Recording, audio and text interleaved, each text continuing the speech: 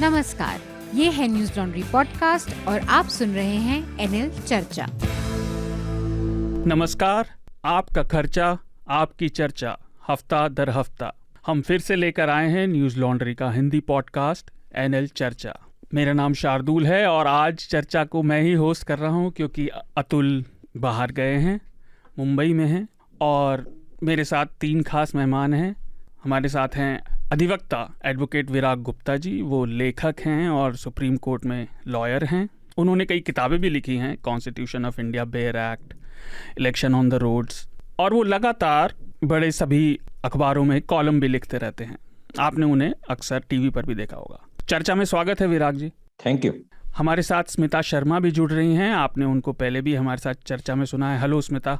शार्दुल और आपके सभी लिसनर्स को भी हेलो। स्मिता, जैसा आप जानते हैं, इंडिपेंडेंट जर्नलिस्ट हैं, फॉरेन पॉलिसी उनका एक्सपर्टीज है और अभी वो हाल में समरकंद भी होकर आई हैं।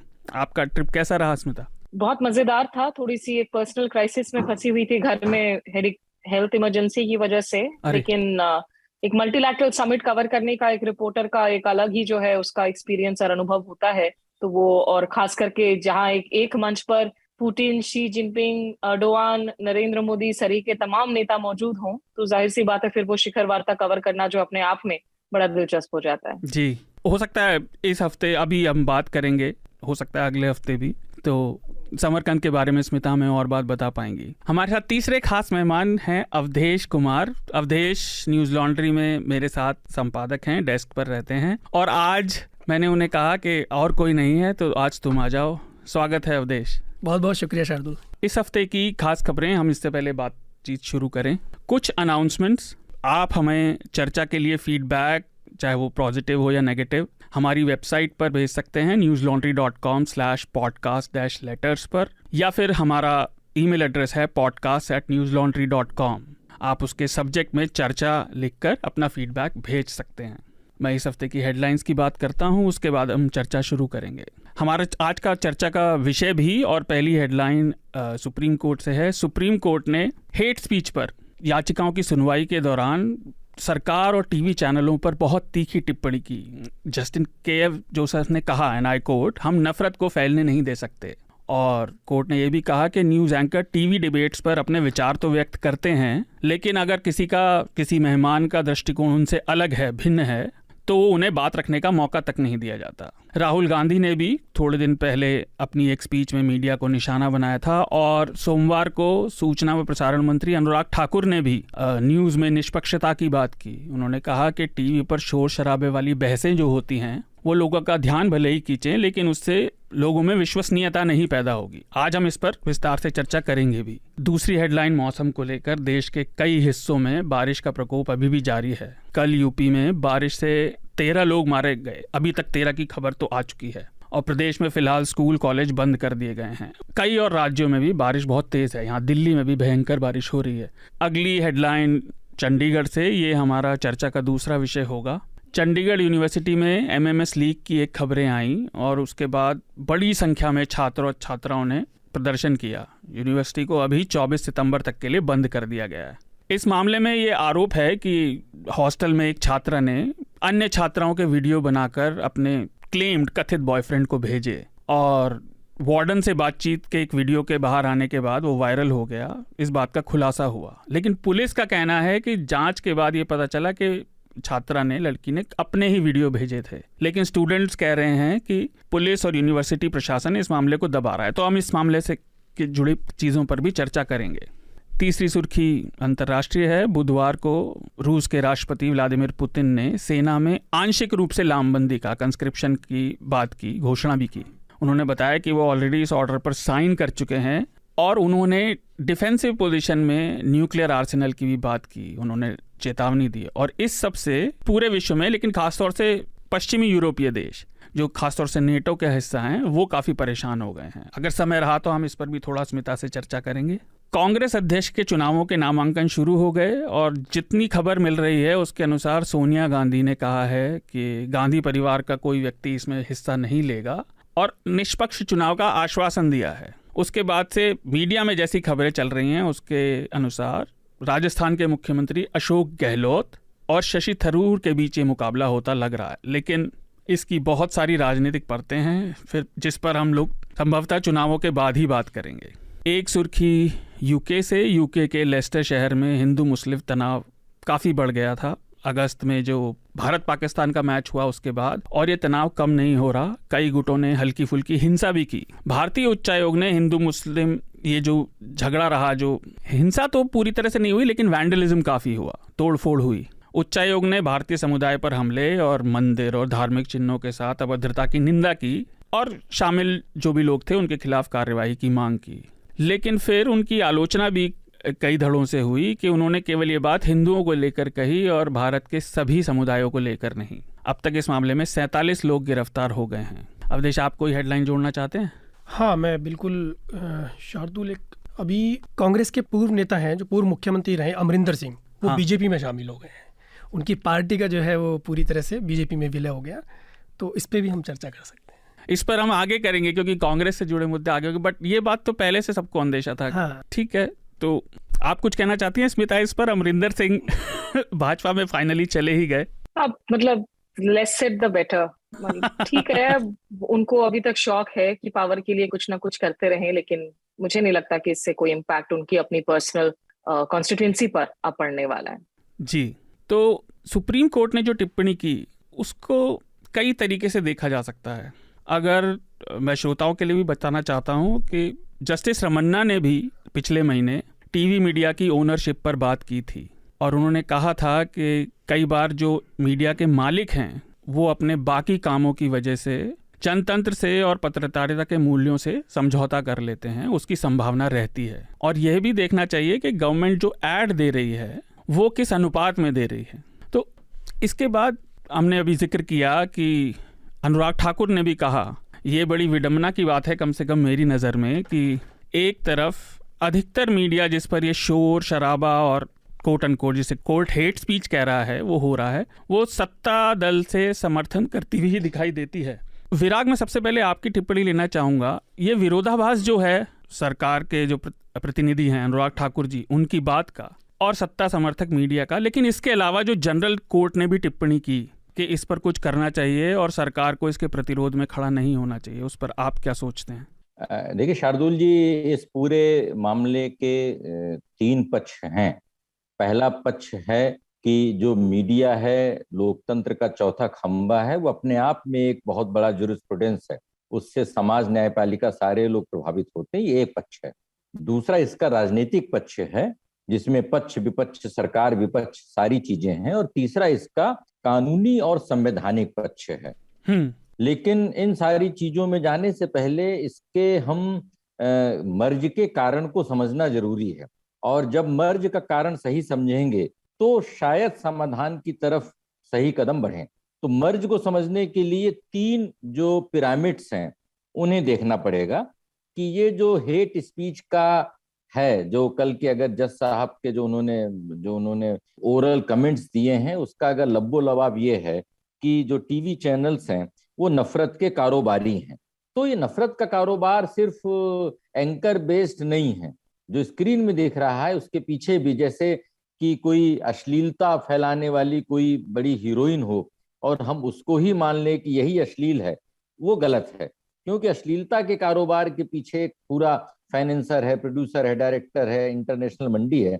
इसी तरीके से हेट स्पीच का, नफरत का जो कारोबार है, तो उस कारोबार का जो पहला जो एक उसका है, उसमें तीनों शामिल हैं। उसमें शामिल हैं राजनेताओं की, उसमें दोनों पक्ष और विपक्ष की आईटी सेनाएं, दूसरा है सोशल मीडिया, और तीसरा है टेलीविजन डिबेट्स। तो उसमें बहुत तरीके से सलीके से चीजों के बारे में रिसर्च की जाती है। फेक न्यूज की फैक्ट्रीज होती हैं जो आईटी सेल में बनती हैं, उन्हें सर्कुलेट किया जाता है, और बोगस अकाउंट्स के, सोशल मीडिया के बोगस अकाउंट्स के माध्यम से उनको ट्रेंड कराया जाता है, और फिर उन्हीं विषयों को आर्टिफिशियली अगले दिन चर्चा में लाया जाता है। तो ये एक उसका है। और दूसरा जो उसका है, उसमें 3 बातें शामिल हैं कि पहला, जो टेलीविजन डिबेट में जो बहस होगी उसमें गैर जरूरी बातों पे होगी, जिससे कि जो गवर्नेंस के मुद्दे हैं, सरकारों की जवाबदेही के मुद्दे हैं, वो ढक जाएं। दूसरा, सनसनीखेज बातें होंगी जिससे कि टीआरपी बढ़े, उससे उनका मुनाफा बढ़े। और तीसरा, उन्माद और सांप्रदायिक ध्रुवीकरण की बातें होंगी जिससे कि चुनावी लाभ मिले जी। ये एक दूसरा एक ट्रैक है। और कानून के बारे में बात करते हैं तो मैं हेट स्पीच को पेड न्यूज मानता हूं, क्योंकि अचानक नहीं हो रहा, है आकस्मिक नहीं है, इसके पीछे एक तंत्र है। और वो तंत्र इनडायरेक्टली, वो चाहे विज्ञापन दे करके, चाहे वो दूसरे तरीके सहूलियत दे करके, और पेड न्यूज के माध्यम से इसको करते हैं। तो पेड न्यूज, हेट न्यूज के बारे में भारत में पहले नंबर पर ऑलरेडी बहुत सारे प्रत्यक्ष और अप्रत्यक्ष कानून हैं। हर चीज का सीधा कानून नहीं हो सकता है, और अगर सरकार चाहे तो उस पर कार्रवाई कर सकती है। उसके बावजूद भी अगर हम देखें परंपरागत तौर पर पिछले 2 दशकों में, तो telecom regulatory authority of India try ने पेड न्यूज के बारे में, मीडिया के बारे में बहुत सारी अपनी उन्होंने रिपोर्टें दी हैं, जिस पर कोई कार्रवाई नहीं हुई। दूसरा, चुनाव आयोग पेड न्यूज को रोकने के लिए, इलेक्शन पीरियड में हेट स्पीच को रोकने के लिए सख्त कानून बनाने की बात की, उस पर भी कानून नहीं बना। विधि आयोग ने भी 2017 में अपनी रिपोर्ट दी, उस पर भी कानून नहीं बना। और अगर कानून बन भी जाएगा तो उसका किस तरीके से इस्तेमाल होगा ये नहीं पता है। और जब हम सांप्रदायिक ध्रुवीकरण की बात करते हैं, उन्माद की बात करते हैं, तो मैं इसमें किसी एक पक्ष के, सत्ता पक्ष से जुड़े मीडिया की बात नहीं करता हूं। मेरा अपना मानना है कि जो उसके प्रतिरोध में खड़े हुए और जो ऐसा लगता है कि वो न्याय के पक्ष में है, मैं उनको भी इतना दोषी मानता हूं, क्योंकि मीडिया को एक पक्षीय नहीं होना चाहिए, उनको अपना संतुलन बरकरार रखना चाहिए। तो अगर कोई आतंकवादी फायरिंग कर रहा है तो उसके जवाब में फायरिंग करना गैर कानूनी है। उसका जो सही जवाब है वो लीगल सिस्टम बनाना है। तो मेरे अपने अनुसार इन सारी चीजों से जो प्रभाव पड़ा है, उस प्रभाव की वजह से जो एक टुच्चेपन की, जो एक हल्की किस्म की, सनसनीखेज किस्म की मीडिया जो हुई है, लोकतंत्र में क्या प्रभाव पड़ा है उसको सब समझ रहे हैं। उससे किस तरीके से दूसरी किस्म की समस्याएं हो रही हैं सामाजिक, वो भी समझ रहे हैं। लेकिन इसकी वजह से हम एक मूढ़ और एक रोबोटिक समाज की तरफ बढ़ रहे हैं, जहां पर चिंतन की, स्वस्थ विचारों की आदान प्रदान की परंपरा खत्म हो रही है। ये बड़ी खतरनाक है जी। अब फाइनली मैं आता हूं जहां पर सुप्रीम कोर्ट ने बोला कि अगर सरकार कुछ नहीं करेगी तो हम विशाखा गाइडलाइंस की तर्ज पर गाइडलाइन बनाने के लिए विवश हो सकते हैं। मैं समझता हूं इसका कोई मतलब नहीं है, क्योंकि ऐसी गाइडलाइनों की कोई कानूनी वैधता नहीं होती है, यद्यपि इनकी बहस से एक दबाव, नैतिक दबाव पड़ता है। और दूसरा ये है कि सुप्रीम कोर्ट के जज पिछले कई सालों से हेट स्पीच के बारे में उन्होंने कई ओरल स्टेटमेंट, कई सारे उन्होंने अपनी आपत्तियां, कमेंट्स किए। मेरा मानना है कि 1000 वर्बल वर्ड्स की बजाय अगर 2 लाइन का सख्त लिखित आदेश पारित हो तो वो कानूनन उसकी ताकत रहेगी और सरकारों को उससे ज्यादा सचेत होना पड़ेगा। जी, जैसा आप कह रहे हैं, देखिए मुझे इसमें लगता है कि जैसा आपने विधि आयोग की बात की 2017 की, उन्होंने 2 धाराएं इंट्रोड्यूस करने की पेशकश की थी, सुझाव दिया था। लेकिन इससे अलग एक चीज़ जो बहुत कम बात होती है और हम न्यूज़ लॉन्ड्री पर खास तौर से उसकी बात करते हैं, मीडिया ओनरशिप की। मीडिया ओनरशिप जब तक इन्फ्लुएंस रहेगी, और उसे पूरी तरह से तो कभी ये नहीं कहा जा सकता कि उस पर किसी चीज़ का प्रभाव नहीं पड़ेगा, लेकिन जब उसमें और कहीं ज़्यादा फ़ायदे, बिजनेस के फ़ायदे या सामाजिक फ़ायदे, चुनावी फ़ायदे जब ये आ जाते हैं, तो फिर मीडिया के जो एथिक्स हैं वो पीछे हट जाते हैं। आपके सामने मिलने वाले फ़ायदे इतने बड़े हैं कि वो उन पर पूरी तरह से उन्हें ढक देते हैं। स्मिता, मैं आपसे जानना चाहता हूँ, आपने जो ये संगठित मीडिया है, so called main stream media, इसको भी देखा है और अब आप उसको बाहर से भी देख रही हैं काफ़ी समय से, और पत्रकारिता तो कर ही रही हैं।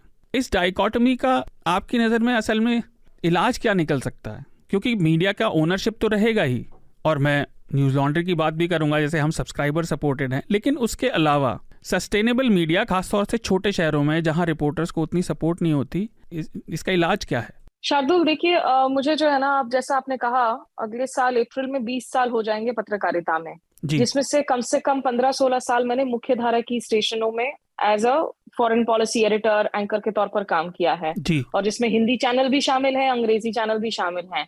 तो न्यूज चैनल्स के हमने अच्छे दौर को भी देखा है और इसके शार्प डिक्लाइन को भी देखा है, खास करके। और इसमें मुझे कहने में कोई दो राय नहीं है कि ये डिक्लाइन, यहाँ जो देश की राजनीति में परिवर्तन हुआ है, उससे बहुत हद तक जुड़ा रहा है। टीवी में एक दौर निश्चित रूप से ऐसा था जब हम सांड और भैंस की खबरों की बात करते थे, लेकिन उस दौर में कम से कम किसी को आग नहीं लगाई जाती थी, जहर नहीं फैलाया जाता था।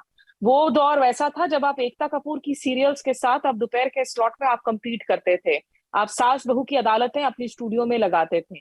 लेकिन जो ये नफरती बीज बोने का एक पूरा का पूरा दौर है, जो पूरी तरह से नजर आया है पिछले खास कुछ सालों में, जैसे जैसे देश की राजनीति बदली है, यहाँ ध्रुवीकरण बहुत तेज हुआ है।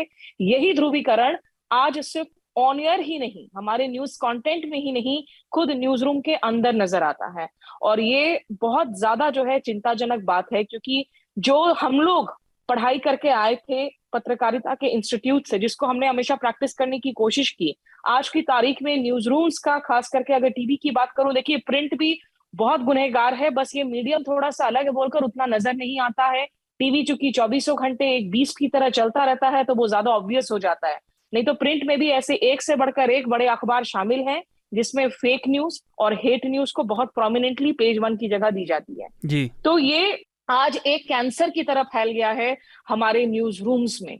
और इसके लिए मुझे लगता है एक तो विराट जी ने बहुत अच्छे से समझाया जो तमाम इसके पहलू हैं। एक बात मैं जरूर कहना चाहूंगी, यहाँ कोर्ट्स, ऑनरेबल कोर्ट्स ने जो भी बातें कही हैं Shardul, with all due respect, मैं जजमेंट का इंतजार करूंगी अब, क्योंकि ये बहुत सारे ऐसे मामले हो गए हैं जहां जो ओरल कमेंट्स हैं उनकी कोई रिफ्लेक्शन नजर नहीं आती है जब कोई रूलिंग आता है या कोई जजमेंट आता है। और किसी भी लोकतंत्र में मुझे लगता है कि मीडिया जो आपका चौथा स्तंभ है समाज का, उसको आजादी मिलनी चाहिए, जिम्मेदारी वाली आजादी मिलनी चाहिए। इसका फैसला जो तय करना है वो समाज को तय करना है, वो इंस्टीट्यूशंस को तय करना है कि वो ऐसा चाहते हैं कि नहीं। इस वक्त हम एक बहुत इंटरलिंक्ड हेट साइकिल में फंसे हुए हैं, क्योंकि लोगों के बीच में भी नफरत फैलता है और नफरत बिकता है। आप नफरती कोई वीडियो डाल दें यूट्यूब पर, तुरंत आपके उसमें 1 लाख 1.5 लाख वीडियोस 24 घंटे से कम वक्त में आ जाएगा। आप कोई गहरे मुद्दे की आप वीडियो डालिए, आपको उसमें व्यूज नजर नहीं आएंगे। और यही वजह है कि जो सोशल मीडिया की एल्गोरिदम्स भी हैं, फेसबुक हो, ट्विटर हो, इन सब में हेट को बढ़ावा दिया जा रहा है, हेट स्पीच को टेक डाउन नहीं किया जा रहा है, उनको प्रोमिनेंटली आपकी सर्च वीडियोस में वही उभर कर आ जाती हैं।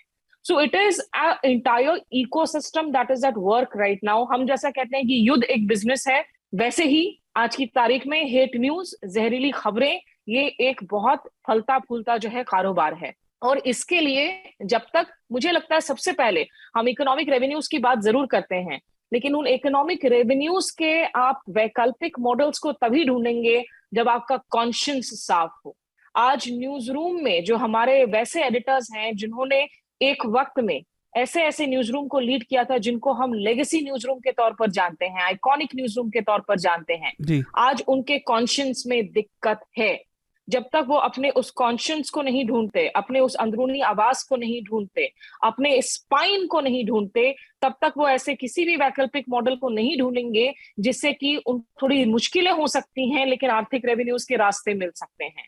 आज ज्यादातर जो न्यूज हाउसेस हैं उनके लिए न्यूज एक बिजनेस है, और न्यूज एक बड़े कारोबारी एक अम्ब्रेला के बीच में एक न्यूज रूम है। ऐसा नहीं है कि उनकी पूरी ताकत सिर्फ और सिर्फ उस न्यूज रूम पर ही झोंकी हुई है। उनके पास कोई सीमेंट का बिजनेस है, कोई रियल एस्टेट का बिजनेस है, उन सब के बीच में एक शायद व्हाइट मनी के मॉडल के तौर पर एक न्यूज रूम को पेश करके रखा हुआ है। तो ये तो जब तक ये एडिटर्स खुद बैठकर कॉर्पोरेट ओनर्स के साथ टेक ऑन करने की, और जो हमारे बड़े आज की तारीख में जिनके पॉकेट्स डीप हैं, जो एक यूक्रेन वॉर हो रहा है तो उसको कवर करने के लिए 8-9 रिपोर्टर जमीन पर भेज सकते हैं, ऐसे न्यूज रूम्स की बात कर रही हूं मैं। अगर वो भी आज की तारीख में खड़े होकर नहीं कहते कि नहीं मैं हेट स्पीच नहीं बेचूंगा, भले इससे मेरी टीआरपी गिरे, तब तक छोटे चैनल, छोटे स्ट्रिंगर्स, इनका कुछ नहीं हो सकता है। तो मुझे लगता है सबसे पहले जो ये अंदर सोई हुई अंतरात्मा जो या तो सो गई है या मर गई है, उसको जब तक नहीं ढूंढते हैं, इस वक्त इस दिक्कत से जो है निकल पाना बहुत मुश्किल है। क्योंकि अगर आप ये सरकार को छोड़ देंगे तो वो क्लैंप डाउन भी, अब सरकार, मैं अनुराग ठाकुर आकर अगर कहें हेट स्पीच से नफरत फैल रहा है, क्या अपने प्रवक्ताओं को बोलेंगे वो कि हर डिबेट को जो है फिर नफरत के तौर पर ना मोड़े? ऐसे ऐसे प्रवक्ता हैं पार्टी के जो जब मैं एंकर किया करती थी, मेरे शो पर आते थे, तो हमारी बातें बिल्कुल ऑब्जेक्टिव हुआ करती थी, अच्छे से लॉजिकल फैक्ट्स पर हुआ करती थी। लेकिन आज की तारीख में इन प्रवक्ताओं को पता है कि इनको भी स्टूडियो में जाकर चीखना है, चिल्लाना है, नफरत फैलाना है, और उस शो के बाद तुरंत अपने आकाओं को फोन करके पूछना कि परफॉर्मेंस कैसा रहा।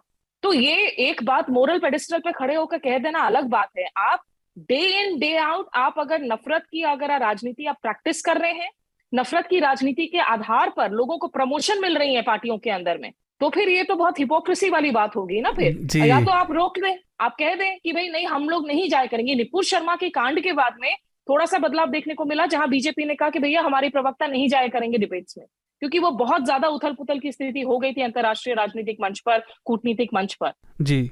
लेकिन क्या ये पोजीशन पार्टियां ले पाएंगी? आप नफरत फैलाना बंद करें, नफरत की राजनीति बंद करें, न्यूज चैनल्स को वापस लौटना पड़ेगा खबरों पर जी। और मैं लोगों को बार बार अपील करती हूँ आखिरी पॉइंट के तौर पर, प्लीज अपने रिमोट का इस्तेमाल कीजिए।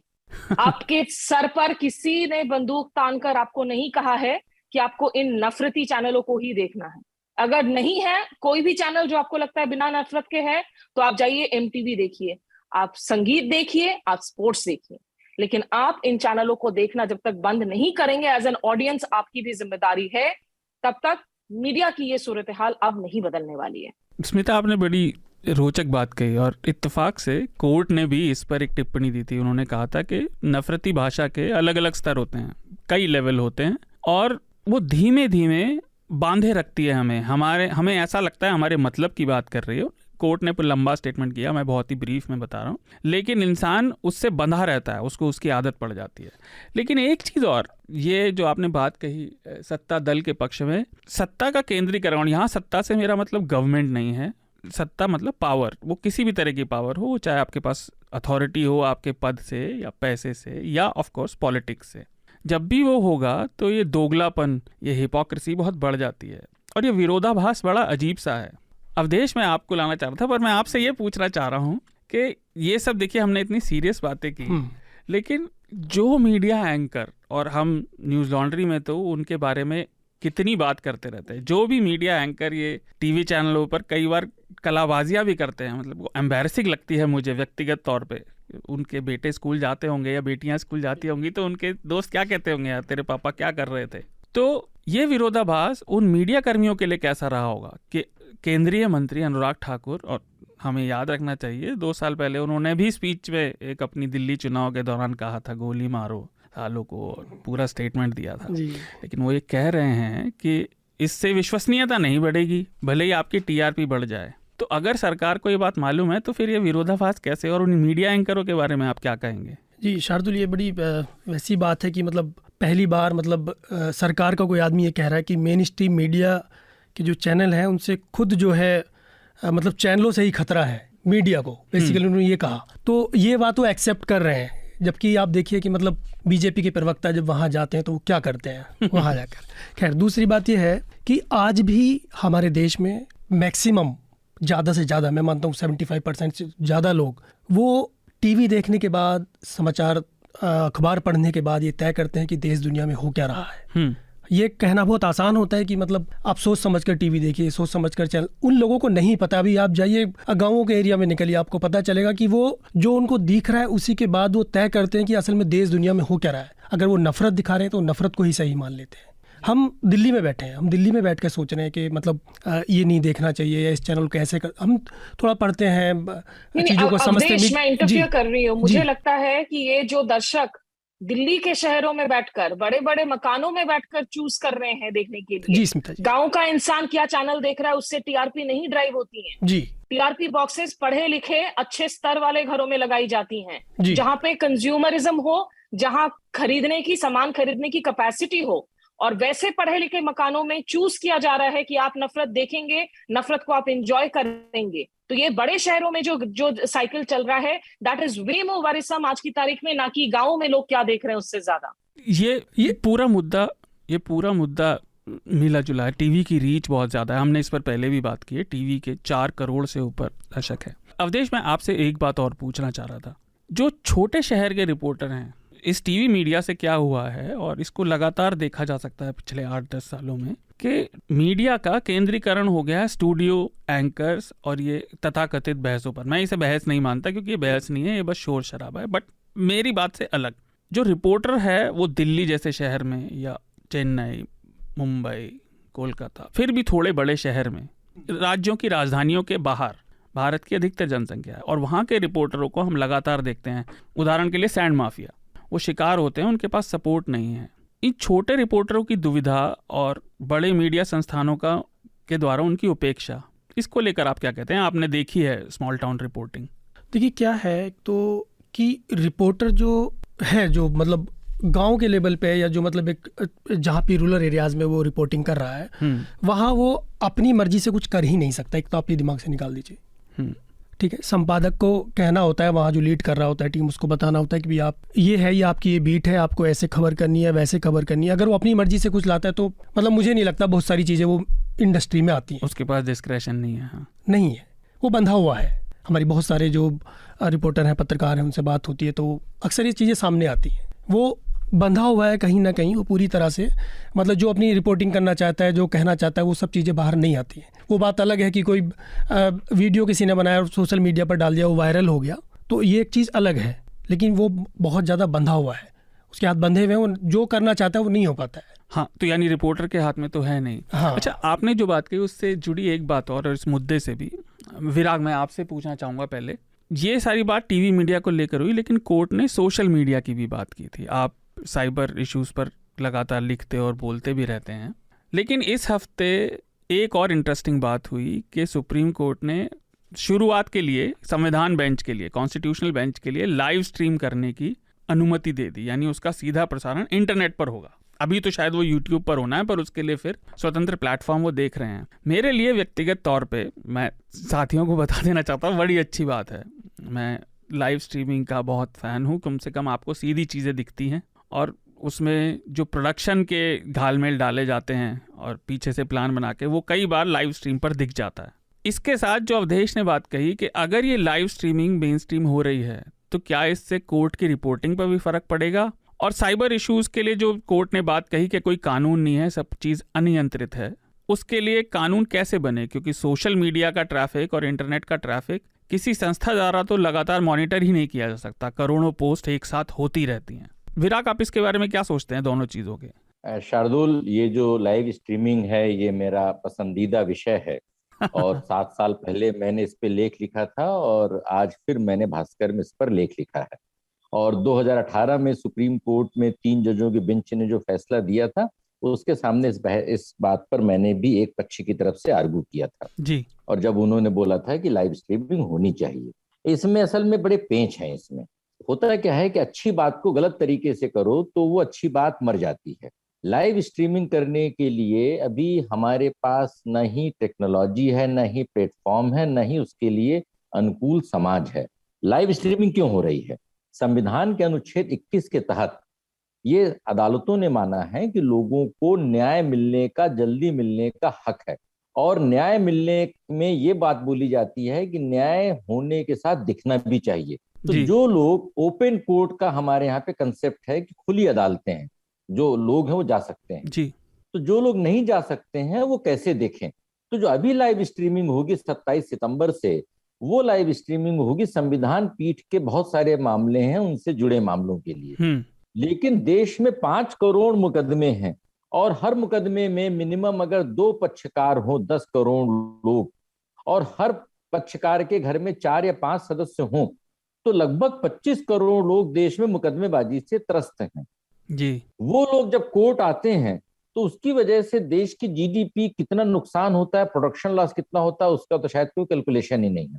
तो जैसे कोर्ट के ऑर्डर मिलते हैं, उसी तरीके से कोर्ट की प्रोसीडिंग्स की ट्रांसक्रिप्ट मिले कि जज और वकील जो बात कर रहे हैं वो अमेरिका, यूरोप के कई देशों में सिस्टम है, और वो बातचीत रिकॉर्ड होकर के अपने आप ऑडियो उसमें स्क्रिप्ट बन जाए। That will not be order, but एक क्लाइंट को पता रहेगा कि आज कोर्ट में क्या हुआ, और ये उससे जानने का अधिकार है। और वो मिलना चाहिए। देश में 25 हाई कोर्ट हैं और 20,000 ट्रायल कोर्ट में, डिस्ट्रिक्ट कोर्ट में अदालतें हैं, वहां पर ये चीज होनी चाहिए। अब जो लाइव स्ट्रीमिंग के खतरे क्या हैं कि लाइव स्ट्रीमिंग यूट्यूब से करेंगे, और यूट्यूब की जो उसके आर्काइव रहेंगे, वहां से कोई भी आदमी वीडियो को कब कहाँ कॉपी पेस्ट करके सर्कुलेट करेगा, और हेट स्पीच को जस्टिफाई करने के लिए करेगा, और अपने पक्ष में जजों के वक्तव्य को आंशिक तौर पर इस्तेमाल करेगा। तो मुझे लग रहा है कि लाइव स्ट्रीमिंग का जो प्रयोग है, इसके, क्योंकि नूपुर शर्मा या दूसरे मामलों में भी जब जजों ने बोला है कि हमारी मौखिक टिप्पणियों को आप आदेश मान लेते हैं, तो हमारा समाज उतना सजग नहीं है। और अभी हमने फेक न्यूज, हेट न्यूज, जो ये आईटी सेल्स हैं, पिछले 10 सालों से आज तक किसी आईटी सेल पर कोई भी उसकी छापा नहीं पड़ा कि उसका सिस्टम उजागर हुआ हो। तो मुझे लगता है लाइव स्ट्रीमिंग का प्रयोग अच्छा है, लेकिन इसे ऐसा बनाना चाहिए देश की सभी अदालतों में एक ये कंसिस्टेंसी के साथ चल सके। आपका दूसरा सवाल था, एक आपने स्मिता जी से पूछा था कि मीडिया की ओनरशिप के बारे में। तो मीडिया की ओनरशिप के बारे में जो आप लोग बहुत दिनों से चर्चा कर रहे हैं और बहुत सारी चर्चाएं प्रेस में, मीडिया के डिफरेंट रिपोर्ट्स में हुई, उसमें दिक्कत क्या हो गई कि अगर हम किसी विषय पे अब 10 साल काम नहीं करते हैं तो वो विषय हमारा, जिसको कानून की भाषा में बोलते हैं, इन्फ्रिक्चुअस हो जाता है। तो अब जो हमारा इलेक्ट्रॉनिक मीडिया है, ये सिर्फ एक, मैं इसको मानता हूं कि टीवी मीडिया सिर्फ एक हमारा एक सजावटी प्लेटफॉर्म बचा है। जो भी असली खेल हो रहा है वो व्हाट्सएप यूनिवर्सिटी के माध्यम से हो रहा है, उसको टीआरपी की कोई जरूरत नहीं है। 50 करोड़ से ज्यादा लोगों के हाथ में मोबाइल है, उन्हें बगैर विज्ञापन के दिन भर व्हाट्सएप देखना है। तो ये जो पूरी प्रक्रिया हो रही है एक उन्मादी समाज बनाने की दोनों पक्षों की तरफ से, वो व्हाट्सएप के माध्यम से हो रही है, फेसबुक के माध्यम से हो रही है। तो मुझे ध्यान आता है प्रेमचंद का जो उपन्यास गोदान है, और जब गोदान हम लोग जब पढ़ते थे और सिविल सर्विसेज में जब उस गोदान की समीक्षा लिखते थे, तो हमेशा बोला जाता था कि जो होरी है उसकी दुर्दशा, उसकी ट्रेजेडी का कारण स्थानीय साहूकार है, स्थानीय प्रधान है, स्थानीय जो वहां के लोग हैं, जमींदार हैं।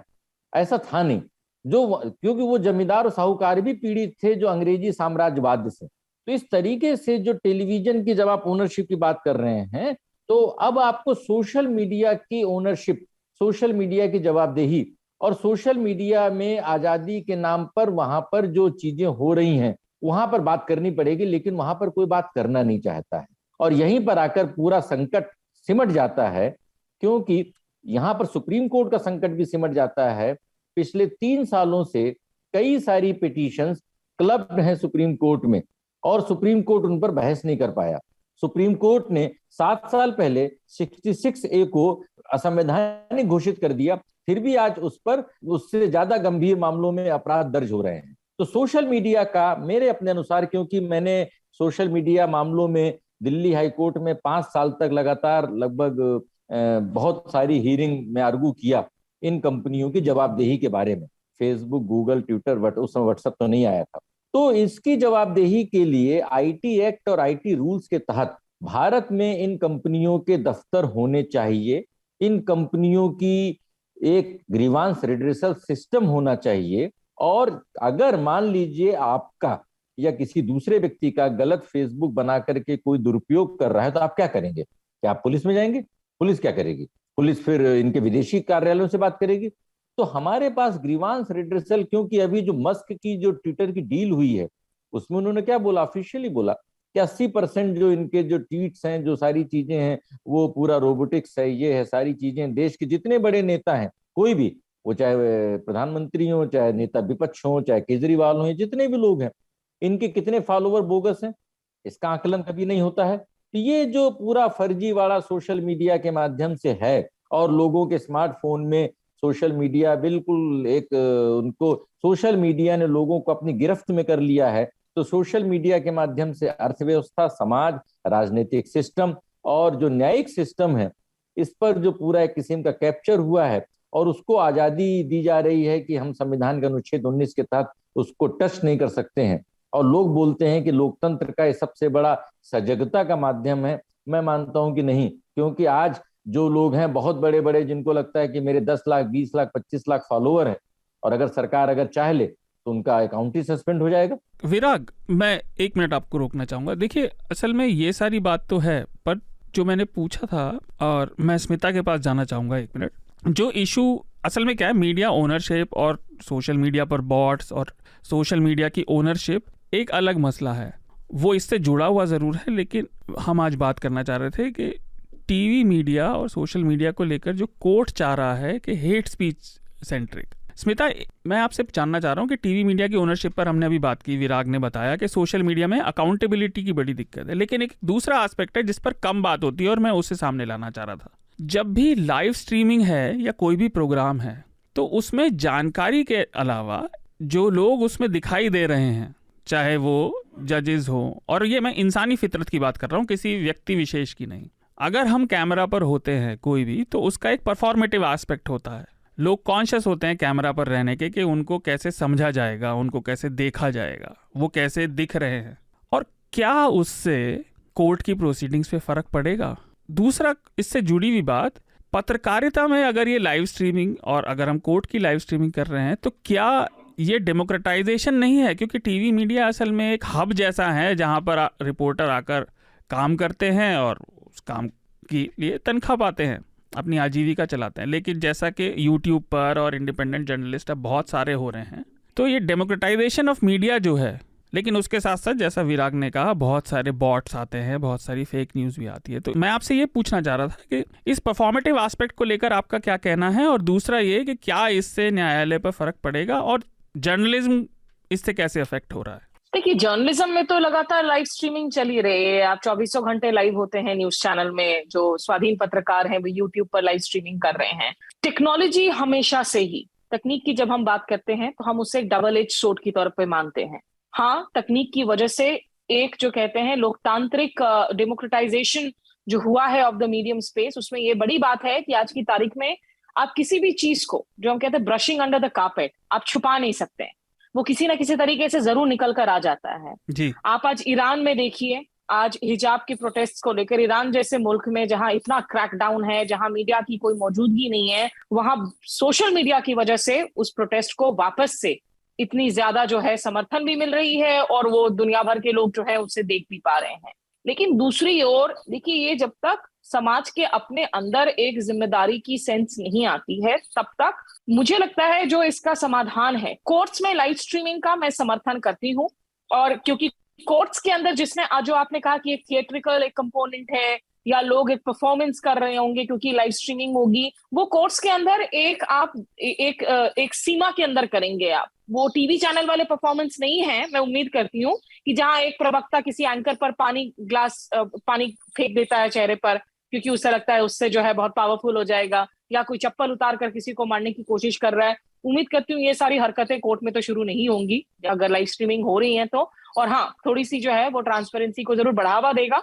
लेकिन जैसा विराग जी ने कहा, और वो कानून को भी और कोर्ट्स को हमसे कहीं ज्यादा बेहतर समझते हैं, भारत की हमारी जो सोसाइटी है उसमें अपने आप में बहुत चुनौतियां हैं जिनको हमें भूलना नहीं चाहिए। लेकिन यहाँ मुझे लगता है वापस से जो आपके सवाल हैं कि समाधान को लेकर जो हमारी एनबीएसए है, स्टैंडर्ड्स अथॉरिटी है न्यूज ब्रॉडकास्टिंग जी, जो हमारी आज की तारीख में जो भी रेगुलेटरी बॉडीज हैं शार्दुल, उसमें दिक्कत ये है कि या तो उसमें जो बड़े चैनल हैं जो ये तमाम खेल खेल रहे हैं नफरत का, फेक न्यूज का, वो या तो उसका हिस्सा नहीं है, और दूसरा अगर वो किसी में हिस्सा है तो उस बॉडी के पास कोई टीथ नहीं है। हमें एक स्वाधीन रेगुलेटरी बॉडी की आज जरूरत है जिसमें सारे चैनलों को और टीवी की खास करके जो न्यूज चैनल्स हो या मेन स्ट्रीम की बॉडीज हो वो शामिल हो।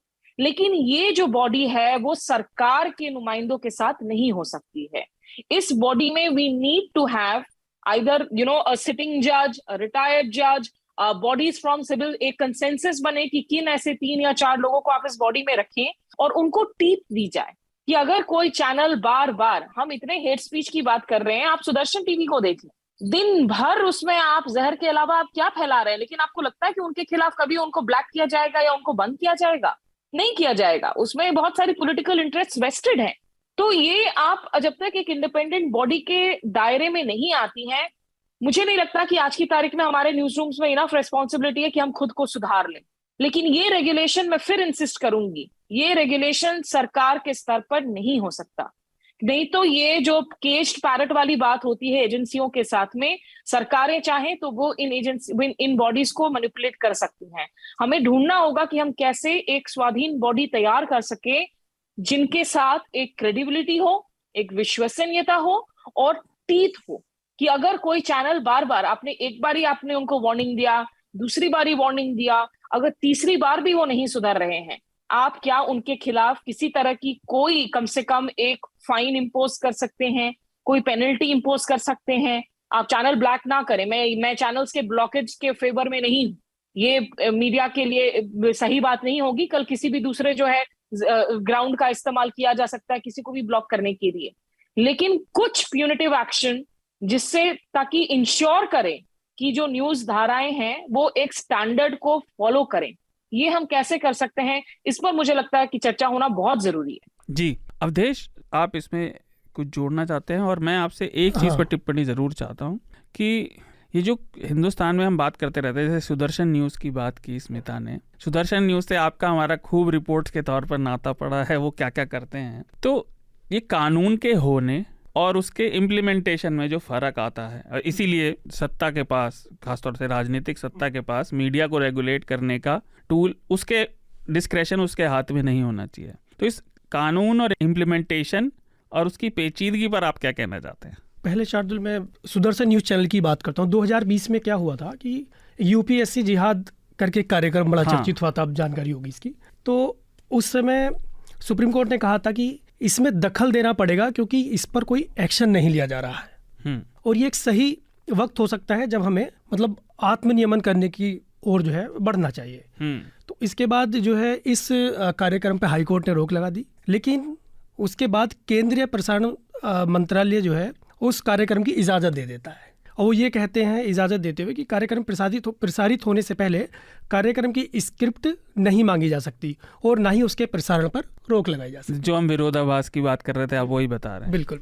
तो इसमें तो एक तो ये बात क्या, हाँ, दूसरी बात, हम जो हेट स्पीच की बात कर रहे हैं सोशल मीडिया पर, उसमें क्या है कि आप देखेंगे सोशल मीडिया पर जाएंगे, ट्विटर पे भी आप जाएंगे तो कुछ भी डालेंगे आपको कोई ना कोई अकाउंट उस नाम से मिल जाएगा। क्या मुझे आप बताइए, कोई चाटुकार कोई नाम हो सकता है, कोई भक्त कोई नाम हो सकता है, एंटूस प्लस, रामलीला, रासलीला, ये अंड बंड सन जो जिनके अकाउंट बने हुए हैं ट्विटर पर, ये कोई नाम हो सकते हैं। तो इनकी क्यों ये जो है जांच पड़ताल नहीं होती कि भाई क्यों इतने फेक अकाउंट चल रहे हैं, ये कुछ भी बोलते हैं, कुछ भी लिखते हैं, ये कौन है ये लोग, इनका पता चलना चाहिए ना।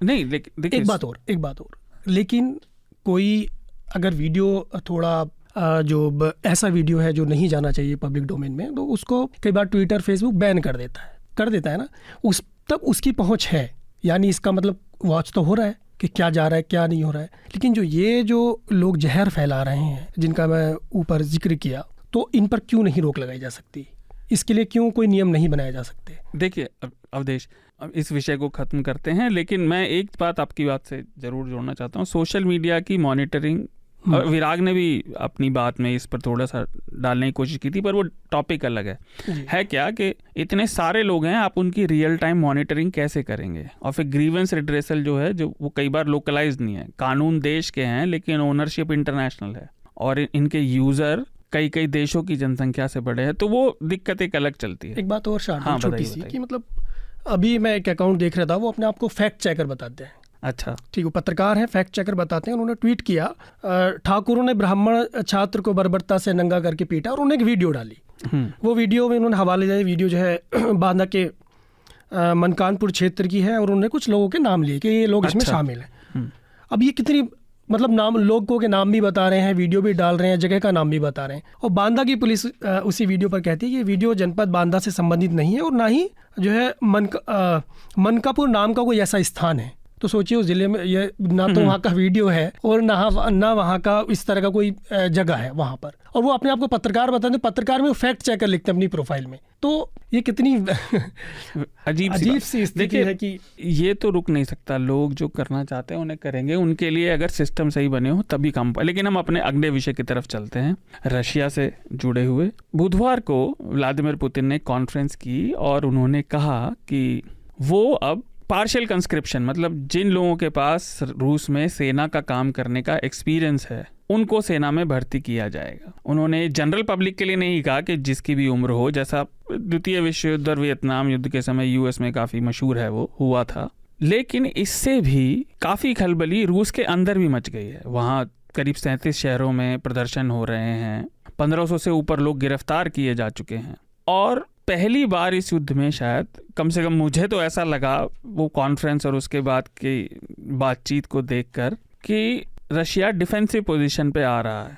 उन्होंने ये कहा कि जो हमारे पास कब्जा किया जा चुका है 4 प्रांतों का यूक्रेन के, उनको अगर वापस लेने की कोशिश की गई तो हमारे पास न्यूक्लियर हथियार भी हैं और अब वो डिफेंस में जा रहा है। पर इसका एक कारण शायद ये भी हो सकता है कि सर्दियां आ रही हैं और रशिया की सर्दियां बहुत मशहूर हैं युद्ध समय के लिए। तो स्मिता, मैं पहले आपसे पूछना चाहूँगा, ये जो क्राइसिस और सॉर्ट ऑफ जड़ें जमाता हुआ दिख रहा है, सब लोग अपनी अपनी पोजीशन पर अड़कर बैठ गए हैं बजाय एडवांस करने के, और रशिया के स्टैंड से बिल्कुल ऐसा लग रहा है, इसके क्या परिणाम होंगे अभी हमारे सामने और दूरगामी? शार्दुल, मुझे लग रहा है कि इसको हमें ना थोड़ा सा अलग रीड करने की जरूरत है, क्योंकि जो रूस ने इस वक्त जो भी बातें की हैं, 2-3 चीजें हो रही हैं। एक, उन्होंने रेफरेंडम का ऐलान किया है डॉनबास, लुहांस्क, इन एरियाज में, जो एरियाज को लेकर दिक्कतें हैं, जिनको वापस से कोशिश की जाएगी, जिनमें जो जहां रशियंस बहुत ज्यादा तादाद में हैं, या जिनको कहते हैं रूसीफाइड यूक्रेनियंस, वो ज्यादा तादाद में हैं।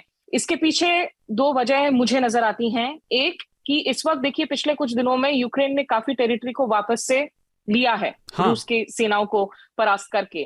तो ये जो काउंटर ऑफेंसिव है, और शंघाई कोऑपरेशन ऑर्गेनाइजेशन का आपने जिक्र किया, जहां पुतिन शी जिनपिंग से भी मिले, नरेंद्र मोदी से मिले, तुर्की के राष्ट्रपति अर्डोआन वहां पे मौजूद थे, जो तमाम बातें निकल कर आई, इस वक्त सारे देशों में एक डिस्कम्फर्ट तो जरूर है युद्ध को लेकर, और इसका सीधा असर यहाँ तमाम जो है अर्थव्यवस्थाओं पर और अर्थनीतियों पर भी पड़ रहा है। तो कहीं ना कहीं ये एक सिग्नलिंग है। और अगर आप पिछले 24 से 48 घंटे के उनके बयानों को देखें, वो बार बार अब परमाणु जो विकल्प है उसको इस्तेमाल करने की भी बात कर रहे हैं। पहला, ये हमें अब इसे जो है एक सीरियस ब्लफ के तौर पर नहीं लेना चाहिए कि पुतिन सिर्फ ब्लफ कर रहे हैं, पुतिन सिर्फ जो पोस्चरिंग कर रहे हैं। अगर वो इस तरह का एक माहौल बना रहे हैं, वो इसलिए बना रहे हैं कि कल की तारीख में अगर रेफरेंडम में अब किस तरीके से किया जाता है, पारदर्शी होता है नहीं होता, इसको लेकर तमाम सवालिया निशान लगे हुए हैं। लेकिन अगर वो नतीजे यही आते हैं कि ये लोग रूस का हिस्सा बनना चाहते हैं या यूक्रेन से अलग होना चाहते हैं, तो कल को इसको वो वापस से इस्तेमाल करेंगे कि देखो, आपने जो है हमारी जमीन पर हमला किया है, इसलिए हमको रिटेलिएशन का अधिकार है। लेकिन अगर आपको याद हो, 2008 में जब क्रीमिया का एक्सेशन हो रहा था, जब क्रीमिया ने इस तरह की रेफरेंडम की थी, रूस ने तुरंत उनको इंडिपेंडेंट डिक्लेयर नहीं किया था। रूस ने कम से कम 7-8 साल का वक्त लिया था। उन्होंने अपनी मोरल सपोर्ट जरूर दी थी यूक्रेन को, लेकिन ऑफिशियली इंडिपेंडेंट डिक्लेयर करने में उन्होंने 7-8 साल लगाए। तो ये एक विंडो ऑफ निगोसिएशन के तौर पर देख सकते हैं हम, एक सिग्नलिंग हो रही है कि इस वक्त अगर तो पश्चिमी देशों की तरफ से निगोसिएशंस को थोड़ी पुश मिल सके, कम से कम कुछ गिव फॉर अ टेक, हम निगोसिएशन थियरी में बोलते हैं कि आप कम से कम कुछ दें तो हम भी जो है कुछ आपको देने को मजबूर हों। ये एक सीरियस विंडो है जिसमें इस वक्त निगोसिएशंस को जोर देने की जरूरत है। और ये अगले कुछ दिनों में जो है, इस वक्त अगर आप देखें, उनके लगभग 1,20,000 सैनिक जो ऑफिशियल एस्टिमेट्स हैं, रूसी सैनिक हैं यूक्रेन में। 3 लाख उनके जो रिजर्विस्ट सेना है उनको उन्होंने कहा है, और जिसकी वजह से पूरी तरह से होड़ मच गई वहां के एयरपोर्ट्स में। वहां के जो रास्ते हैं बाहर जाने के लिए, जिन लोगों के पास शेंगन वीजा है वो जाने की बाहर कोशिश कर रहे थे रूस छोड़कर। उनके एयरप्लेन्स के जो उनकी स्टेट एयरक्राफ्ट्स हैं उनको हालांकि सफाई देनी पड़ी कि हमने ऐसे किसी भी जो है यात्री पर उनके एज के हिसाब से रोक नहीं लगाई, क्योंकि ये खबर आई कि खास करके जो लोग 18 से 65 साल के बीच में है, बेसिकली जो लड़ने के उम्र वाले लोग हैं, वो रूस से बाहर नहीं निकल जा सकते। उन रिजर्विस्ट फोर्स को इस्तेमाल किया जाएगा जमीन पर। तो ये जो स्थिति है युद्ध की, ये इस वक्त चलती रहेगी। और इनफैक्ट एनाटोल लेविन की एक आर्टिकल है जो मैं अपने रिकमेंडेशन सेगमेंट में आज देने वाली थी, वो रिस्पॉन्सिबल स्टेटक्राफ्ट को लेकर बात करता है, जिसमें वो कह रहे हैं कि आने वाले दिनों में अगर इसका निगोसिएशंस नहीं होता है इस वक्त और कोई समाधान नहीं निकलता है, तो ये जो स्थिति है वो कश्मीर जैसी स्थिति बन जाएगी। अच्छा। जहां पर ये एक कंटिन्यूड कॉन्फ्लिक्ट रहेगा, वहां बीच बीच में धमाके भी होंगे, वहां बीच बीच में आतंकी हमले भी होंगे, और वहां पर जो है ये स्थिति लगातार आपकी जारी रहेगी। तो एक तो ये कंसेंसस है, मुझे नहीं लगता है कि आप अगले 6-7 महीनों के अंदर में जो है ये कोई युद्ध खत्म होने वाला है। लेकिन क्या सेसेशन ऑफ जो लड़ाइयां हैं, जो हमला चल रहे हैं दोनों तरफ से, उसको रोकने के लिए इस वक्त ये अंतर्राष्ट्रीय समुदाय, एक तो पुतिन को आप हल्के में ना ले, ही इज एन ऑटोक्रैट, लेकिन there is a method to his madness. वो ब्लफ नहीं कर रहे हैं, ये आप अब मानना शुरू कर दीजिए। वो इस वक्त अपनी सत्ता पर काबिज रहने के लिए वो किसी भी हद तक जा सकते हैं, और ये जो रेफरेंडम करवा रहे हैं इसको एक विंडो ऑफ निगोसिएशन के तौर पर इस्तेमाल करना इस वक्त बहुत जरूरी है। जी जी। और मैं श्रोताओं को बताना चाहूँगा कि क्रीमिया में तो कुछ साल पहले ये रेफरेंडम हुआ भी था, और करीब 90% से ऊपर लोगों ने रशिया में रहने की बात की थी। ये इशू वहाँ काफ़ी लंबे समय से चल भी रहा है, और इसके साथ एक जुड़ी हुई दिक्कत ये भी है कि मशहूर चेरनोबिल एक्सीडेंट प्लांट जो है वो भी इस समय रशिया के कब्जे में ही है, यूक्रेन का हिस्सा था वो। विराग, मैं आपसे एक इससे जुड़ी एक इंटरेस्टिंग जो एस्पेक्ट है उस पर कुछ विचार जानना चाहूँगा। आज की लड़ाई में साइबर वॉरफेयर भी एक बड़ा मुद्दा है और एक बड़ा फ्रंट है लड़ाई का, और लगातार सारे देश इस पे अपनी एक्सपर्टीज़ बढ़ाने की काम कर रहे हैं। इससे जुड़ी दिक्कत ये आती है कि क्या सारी चीज़ डोमेस्टिकेट होंगी, और इंटरनेट इंटरनेशनल है। तो एक तो इस लड़ाई में रशिया स्पेसिफिक अगर आप कोई टिप्पणी करना चाहें कि क्योंकि रशिया की तरफ से साइबर हमले अमेरिका के चुनाव की तरफ भी पिछले जब डोनाल्ड ट्रंप चुने गए थे तब काफ़ी चर्चा में आए थे, और आमतौर पर रशियन हैकर्स और रशियन स्टेट हैकर्स काफ़ी बदनाम हैं इंटरनेशनल कम्युनिटी में साइबर हमलों के लिए, लगातार हैक करने के लिए। और बिटकॉइन, और जब ये सब पहले मेन स्ट्रीम नहीं हुआ था तो वहाँ फ्रॉड के भी काफ़ी सारे सेंटर थे। लेकिन जब अंतर्राष्ट्रीय वॉरफेयर में हम साइबर वॉरफेयर की बात करते हैं तो उसमें चीन भी अब आ जाता है, और भारत के लिए भी ये बड़ी दिक्कत है। तो इन लॉज के बीच में जो जिसका पहले जिक्र हमने थोड़ा सा पिछले टॉपिक में भी किया, ये जो डाइकोटमी है कि इंटरनेशनल एस्पेक्ट ऑफ इंटरनेट लेकिन कानून लोकल हैं, और वॉरफेयर के समय उसमें क्या बदलाव आ सकता है हमारे एक्सपीरियंस में? देखिए, जब युद्ध होता है तो युद्ध में जो साइबर वाला एस्पेक्ट है उसके 3 तरीके से इस्तेमाल होते हैं। पहला होता है कि हम सूचनाओं को अपने हिसाब से नियंत्रित करें या अपने हिसाब से लोगों को जानकारियां दें एक तरफा। दूसरा है कि सामने वाले जो विपक्षी देश है तो उसके सामरिक संस्थानों को और वहां पे जो तंत्र है उसको ध्वस्त करें। और तीसरा ये है कि अपने तंत्र को सुरक्षित करें। और अब सिर्फ युद्ध में सिर्फ सामरिक तंत्र नहीं बचा, जो वित्तीय तंत्र है, फाइनेंशियल सिस्टम है, वो भी बहुत बड़ा इंपॉर्टेंट पूरा रोल है। और जो रशियन वार में अभी जो एक मेन चीज चल रही है कि यहाँ पर सिर्फ देशों की सुप्रीमेसी की लड़ाई नहीं है, यहाँ पर रूबल और डॉलर की भी एक अलग तरह से लड़ाई चल रही है। तो वो एक पहलू है। दूसरा पहलू कि जो इंटरनेट की जो दुनिया है उस दुनिया में जो अगर 3 पावर सेंटर देखें तो एक पावर सेंटर अमेरिका है जहां के अधिकांश बड़ी टेक कंपनियां हैं, टेक जाइंट्स हैं, और इंटरनेट की जो व्यवस्था है वो अमेरिका से है। दूसरी जो है वो चीन है, जहां की कंपनियां पूरे विश्व में इंक्लूडिंग भारत में जहां पे उनका मोबाइल हैंडसेट और दूसरी चीजें, तो चीनी कंपनियों ने पूरे विश्व में वर्चस्व रखा है, ये दूसरी चीज है। और तीसरे स्तर पर रूस है, जहां पर इससे रिलेटेड अपराध, साइबर फ्रॉड, इन सारे लोगों का एक वो बड़ा गढ़ है। इन तीनों के बीच में भारत जैसा एक देश है जो सबसे बड़ा बाजार है, और उस बाजार ने भारत को सब तरह से अपने कब्जे में कर रखा है। और हमारा पूरा लोकतंत्र, हमारा पूरा समाज, हमारी पूरी अर्थव्यवस्था, हमारी पूरी गवर्नेंस इंटरनेट और डिजिटल कंपनियों की मुट्ठी में है, और हम इसको अपने लोकतंत्र के लिए ऑक्सीजन मान रहे हैं।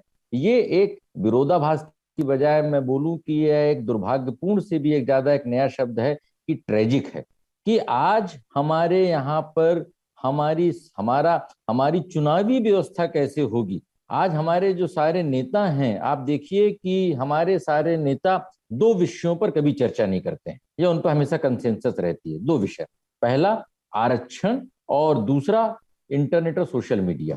क्योंकि आरक्षण वाले मसले पे उनको चुनावी वोट मिलता है तो कभी भी कोई भी आदमी उसमें नहीं जाएगा। और जो इंटरनेट और सोशल मीडिया है तो उनका जो पूरा चुनावी प्रचार है इन कंपनियों की दया पर, इन कंपनियों के चुनावी प्रबंधन पर, डेटा के आदान प्रदान पर पूरा चुनाव प्रचार, वो चाहे भाजपा हो, चाहे कांग्रेस हो, चाहे आम आदमी पार्टी हो, चाहे तृणमूल कांग्रेस हो, और ये सारे में से कोई भी लोग भारत में एक, अगर इसके बारे में अगली किताब भी मैं लिख रहा हूं कि डेटा प्रोटेक्शन कानून जो सबसे बेसिक चीज है जी, और 5 साल पहले वो सुप्रीम कोर्ट के 9 जजों ने बोला कि यह आपकी प्राइवेसी आपका राइट है, फंडामेंटल राइट है, और सरकार ने सुप्रीम कोर्ट के मुकदमे चलते समय बोला कि साहब हम तो नया कानून बना रहे हैं, और 5 साल हो गए आज तक कानून नहीं बना।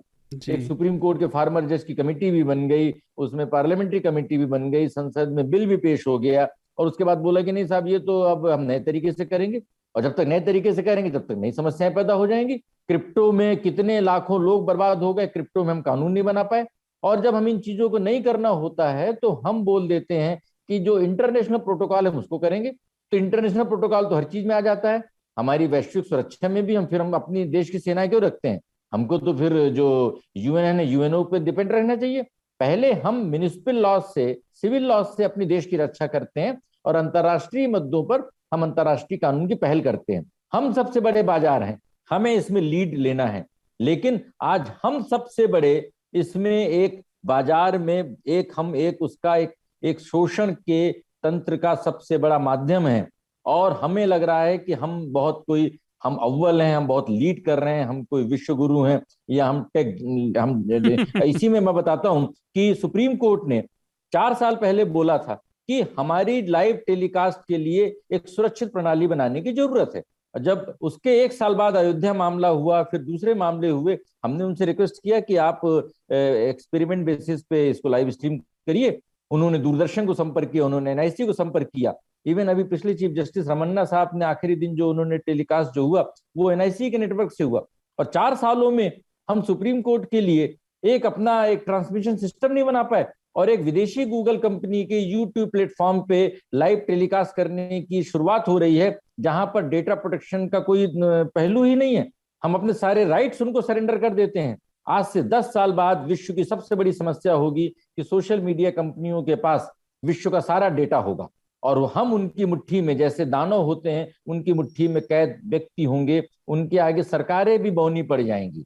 तो ये जो है सरकारों के सामने, तो 5 साल में आप चुनाव में उनको आप हरा जिता सकते हैं, लेकिन इन जो दैत्यों के सामने लोकतंत्र और समाज कैसे टिकेगा? और यहाँ पर फिर मैं अपनी बात को खत्म करता हूं, जहां से अपनी बात शुरू की थी आपने, कि मीडिया की ओनरशिप के बारे में जी। तो मीडिया की ओनरशिप तो बहुत ही छोटा मसला रह गया है, बहुत ही छोटा मसला है। सबसे बड़ा मसला यह है कि जिस मीडिया को भी इसने अपने कब्जे में कर रखा है, सरकारों को अपने कब्जे में कर रखा है, पिछले 10 सालों में देश में इंटरनेट, टेक्नोलॉजी, सोशल मीडिया के बारे में एक भी कानून नहीं बना। बाकी सारे कानून 2 दिन में बन जाते हैं, कोई भी कानून हो, अनुच्छेद 370 हो, कृषि कानून हो, ईडब्ल्यूएस रिजर्वेशन हो। लेकिन इन कानूनों के बारे में इन्हीं स्टेक होल्डर से बात होने के बाद में, कंसल्टेशन होने के बाद में, और बहुत ज्यादा हुआ गाइडलाइन जारी की जाती है, लेकिन कानून आज तक कोई भी नहीं बना। और ये दुर्भाग्यपूर्ण है, क्योंकि ये सीधे सीधे भारत की सार्वभौमिकता पर एक प्रश्न चिन्ह लगता है, संसदीय प्रणाली पर प्रश्न चिन्ह लगता है।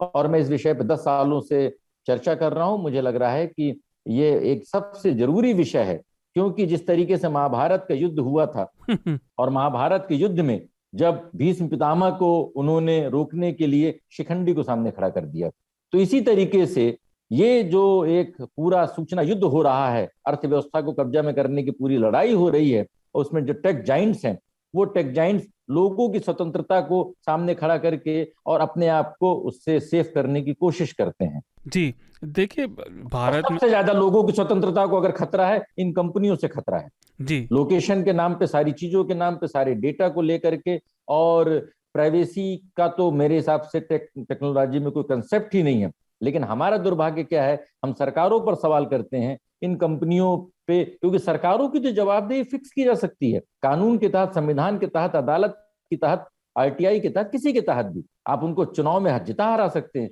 पर इन कंपनियों के ऊपर तो किसी तरीके का कोई कंट्रोल ही नहीं है।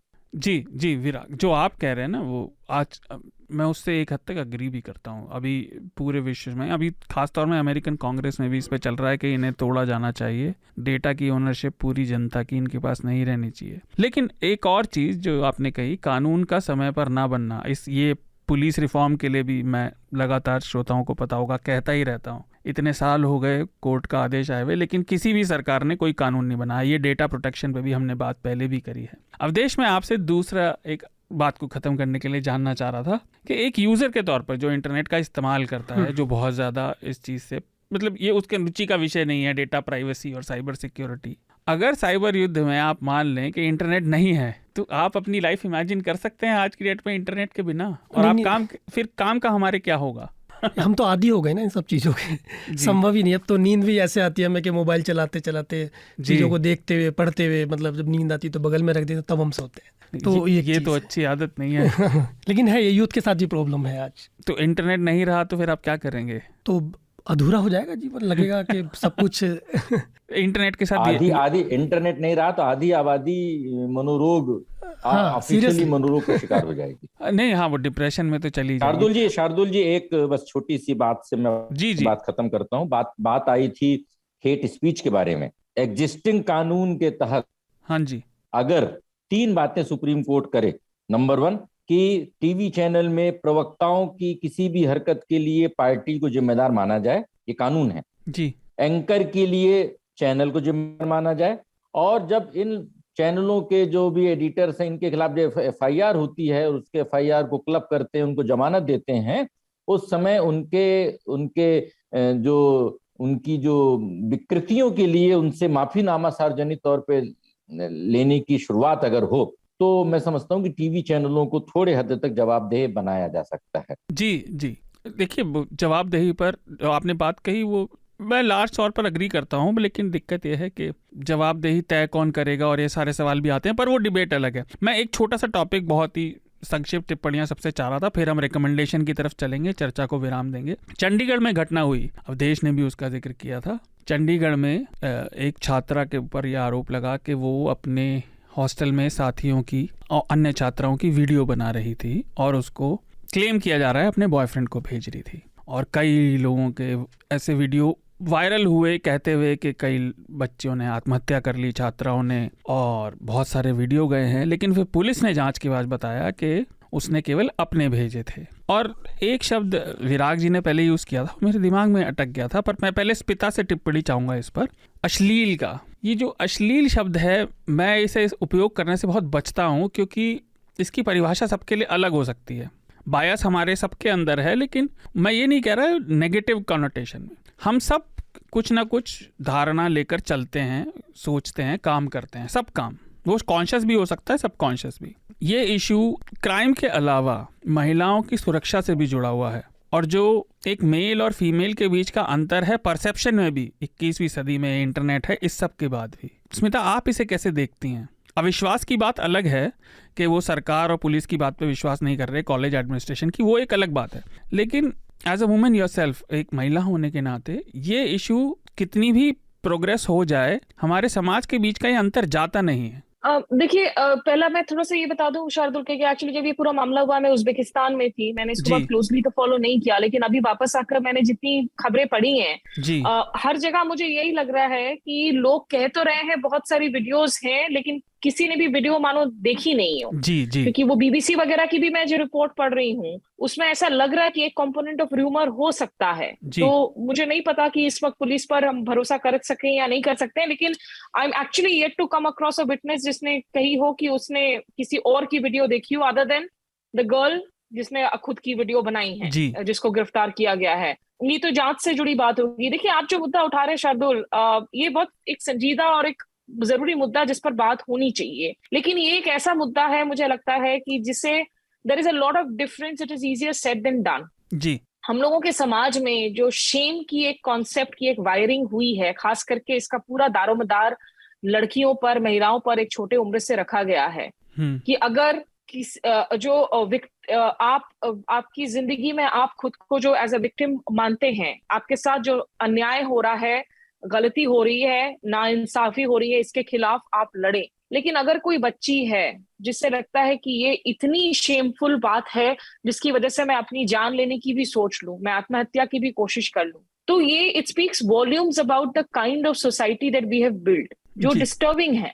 ये शेम के कॉन्सेप्ट पर बातचीत होनी चाहिए। देखिए, अगर खुदा न खास्ता इस तरह का कोई मामला खुद हमारे परिवार में होता है, हम जितने भी उदारवाद हो, हम प्रगतिशील हो, हमारे घर में किसी बच्चे के साथ अगर ऐसा होता है, तो वो बच्ची बहुत स्वाभाविक है कि हो सकता है वो बच्चा भी जो है एंजाइटी से डील करे, डिप्रेशन से डील करे, मेंटल हेल्थ प्रॉब्लम्स हो। लेकिन ये शेम का जो हम ठीकरा बार बार हम लड़कियों पर, कि अगर आपके साथ छेड़खानी हो रही है तो गलती आपकी है, ना कि उसकी जिसने छेड़खानी की है जी। कि अगर आपकी कोई वीडियो बाहर जा रही है तो वो पूरा का पूरा जो शेम है उसका दारोमदार आप पर होना चाहिए, ना कि उस कल्प्रिट पर जिसने ये काम की है।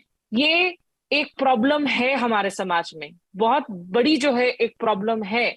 और मैं आज की तारीख में बच्चियों से, लड़कियों से जो इन बातों को सुन रहे हैं, उनसे रिक्वेस्ट करूंगी कि please stop being harsh on yourself, stop thinking कि अगर कुछ ऐसा हुआ है तो इससे मेरी जिंदगी को मुझे खत्म कर लेना चाहिए। नहीं, आप अपना सर ऊंचा करके चले, you please walk chin up, because ये जो कर रहा है वो कानून के दायरे से, उसमें लीगल प्रॉब्लम है, उसमें आप नैतिक प्रॉब्लम्स ढूंढ सकते हैं, लेकिन इट डज नॉट मीन कि आपकी जिंदगी किसी तरीके से कम हो गई है, सस्ती हो गई है, आपका स्टेटस कुछ कम हो गया है। इन टैग्स के साथ हमें बहुत सेंसिटिव तौर पे, क्योंकि आज के जमाने में हम जिस इंटरनेट साइबर वॉरफेयर की बात कर रहे हैं, इस तरह के इंटरनेट का जो गलत इस्तेमाल है, टेक्नोलॉजी टूल्स है, कोई कहीं बैठकर आपके किसी लैपटॉप में कैमरे को स्विच ऑन कर रहा है। पेगासस जैसे सॉफ्टवेयर को तो हम स्टेट एक्टर्स की बात करते हैं, लेकिन आज की तारीख में ऐसे बहुत छोटे एप्स हैं जो आसानी से भी मिल जाते हैं, जो लोग आपके कंप्यूटर पर उसको आप इंस्टॉल कर सकते हैं, उसका आप इस्तेमाल कर सकते हैं आपके फोन के कैमरास को एक्सेस करने के लिए। इस तरह की चीजें बड़ी हैं दुनिया में, ये खतरनाक है, ये गलत है, ये होना नहीं चाहिए। लेकिन अगर आप ऐसे किसी बात का शिकार हो रही हैं तो प्लीज अपने आप को आप छोटा ना समझे, आप नीच ना समझे। लड़कियों के लिए बहुत जरूरी है कि it is not worth giving up your life for और अटेम्प्टिंग सुसाइड। आप अपने फक्र से सिर उठाकर जो है आप समाज के बीच में जाए और इस लड़ाई को लड़ते रहें। जी स्मिता, देखिए अगर आपको याद हो कुछ हफ्ते पहले, मतलब मैं इस चीज़ पे बड़ा ध्यान देता हूँ, मेरी नेचर है शायद ये, कि ये इकलौता ऐसा हमारे समाज का एस्पेक्ट है जिसमें अपराध में भी जो विक्टिम है उसी के लिए टर्मिनोलॉजी है। मैंने इस्तेमाल किया था कि किसी के साथ बलात्कार या कुछ सेक्सुअल हरासमेंट होता तो इज्जत लूटी। भाई इज्जत तो उसकी लूटी जिसने गलती की, लेकिन विक्टिम को ही सेंटर में रखा जाता है। ये टर्मिनोलॉजी और वो जेंडर बेस्ड बात बिल्कुल हमारे समाज की सच्चाई है और इसमें तो कोई शक ही नहीं है। विराग, मैं आपसे संक्षिप्त टिप्पणी चाह रहा था इसके एक दूसरे एस्पेक्ट पर, जो अविश्वास दिखा। अगर हम हाइपोथेसिस ये लें कि देखिए वो वीडियो बाहर आया, खबर आई तो लोगों को चिंता हुई, छात्रों छात्राओं को, उन्होंने प्रदर्शन किया, पुलिस ने जांच की और प्रशासन ने, इसमें कोई शक नहीं, थोड़ा उन्होंने दबाने की कोशिश की होगी, वो हमारे समाज की सच्चाई है। लेकिन जिस लेवल का अविश्वास है, और एक अधिवक्ता होने के नाते ये अविश्वास कहीं ना कहीं मुझे लगा डेंजरस है कि अगर पुलिस सच भी कह रही है, क्योंकि इसमें कोई सत्ताधारी दल का इस तरह का नहीं दिखाई दे रहा, अभी तक कोई साक्ष्य नहीं मिला। और इंटरनेट के बारे में आप तो हम सब में से बेहतर तरीके से जानते हैं, इंटरनेट पर एक बार एक चीज़ गई तो वो हमेशा के लिए गई। इंटरनेट इज़ फॉरएवर, आप उसे पूरी तरह मिटा भी नहीं पाएंगे कभी, अगर वो वायरल हो गई है खास तौर से। तो कोई साक्ष्य भी नहीं मिला, उसके बाद भी इतना अविश्वास ये हमारे समाज में घर करता जा रहा है, और एक लीगल पॉइंट ऑफ व्यू से ये कितना चिंताजनक है। देखिए शार्दुल, 4 पॉइंट्स में मैं जवाब दूंगा एक एक लाइन में। जी जी। कि पहला, इस पूरे मामले में अफवाह तंत्र, मैं इसको बोलता हूं कि भारतवर्ष शुरू से अफवाह प्रधान देश है। यहाँ पर किसी भी तरह की अफवाहों को फैलाना बहुत आसान है, फिर आप उसका धार्मिक लाभ उठाइए, चुनावी लाभ उठाइए या कुछ भी करिए। और इसीलिए सोशल मीडिया भारत में ज्यादा लोकप्रिय भी है, क्योंकि अफवाहों को वो बढ़ावा देते हैं। गॉसिप तो करना चाहते हैं। तीन तरीके से अफवाहें फैलाई गई। पहला कि कई सारे वीडियोस थे जो अभी साबित नहीं हुआ। दूसरा, वीडियोस को सोशल मीडिया में डाला गया जो अभी साबित नहीं हुआ। और तीसरा, प्रदर्शन करती हुई लड़कियों की बेहोशी को सुसाइड बताया गया। ये एक पहलू है अफवाह का। जी। दूसरा पहलू है कि जिस तरीके से वो, मैंने पहले दिन ही इस बारे में बीबीसी से बात किया था और कई प्लेटफॉर्म्स पे बात किया था, कि हो सकता है कि जिस लड़की को अभी आरोपी बताया जा रहा है, जिसने फोन से वीडियो कैमरे से जो उसने फोटो खींची है, तो हो सकता है कि वो किसी गैंग उसको कोई प्रताड़ित कर रहा हो, कोई उसके ऊपर दबाव हो, कोई ब्लैकमेल कर रहा हो। और ये बात सामने शायद आ रही है, क्योंकि 12-14 वीडियोस और मिले हैं। तो ये दूसरा पहलू है, इंटरनेट और सोशल मीडिया के माध्यम से ब्लैकमेलिंग, सेक्सटॉर्शन का रैकेट, ये दूसरा पहलू है जी। इसका तीसरा पहलू है जो आप भरोसे की बात कर रहे हैं, कि सरकारों पे, पुलिस पे भरोसा क्यों नहीं है, स्पेशली इंटरनेट के मसले पे। क्योंकि जो हमारा सिस्टम है, उस सिस्टम में न ही उतनी काबिलियत है और न ही भरोसे के क्रेडेंशियल्स हैं, इसलिए लोगों में भरोसा नहीं रहता है। अब अगर मैं इस अपराध की बात करूं, तो संविधान के हिसाब से जो साइबर है, वो साइबर आता है केंद्रीय सरकार के अधीन में। टेलीकॉम और साइबर केंद्र सरकार के अधीन आता है। अगर आपको किसी ऐप को भी रोकना है, सिर्फ केंद्र सरकार रोक सकती है। लेकिन जो लॉ एंड ऑर्डर है, वो संविधान के हिसाब से राज्यों के अंडर में आता है, तो पुलिस राज्यों के पास आती है। और साइबर मामलों में पुलिस इस तरीके से अबूझ तरीके से काम करती है कि जो पीड़ित व्यक्ति होता है वो खुद ही बोल देता है कि हम आपसे हाथ जोड़ते हैं, कृपया इस बारे में इन्वेस्टिगेशन बंद कर दीजिए। आपके अगर अकाउंट से पैसे निकल गए, आप पुलिस में कंप्लेंट करिए, तो वो आपका कुछ करेंगे नहीं, वो आपके पास आकर के 10 बार स्टेटमेंट आपका लेंगे आपका, क्योंकि उनके पास कोई साधन नहीं है। वो साइबर सेल भले ही है, उनके पास साधन नहीं है। तो साइबर के बारे में हमारे यहाँ पर कोई भी, मैं इसमें इस बात को सिर्फ एक लाइन में खत्म करने की इच्छा रखता हूँ इस विषय को, कि अगर किसी लड़की का वीडियो किसी ने सोशल मीडिया में डाल दिया है और वो लड़की को पता है कि फलाने सोशल मीडिया में है, तो ऐसा सिस्टम क्यों नहीं होना चाहिए? पुराना नियम कानून था, नए रूलों में भी है, रूल्स में भी है कि 4 घंटे के भीतर ऐसे वीडियोस को डिसकंटिन्यू होना चाहिए। तो अगर हम पूरे देश में एक टोल फ्री नंबर क्यों नहीं दे सकते हैं? किसी को कोई भी समस्या हो, किसी का फर्जी फेसबुक अकाउंट बनाओ, किसी का फर्जी ट्विटर अकाउंट बनाओ, I am not asking about the debatable subjects, I am asking for somebody is victim, किसी ने नंगी फोटो, किसी ने किसी की कहीं पे कोई चीज कर दी है, तो why should they go to police? क्योंकि पुलिस में आपकी कंप्लेंट एफआईआर दर्ज नहीं होती है।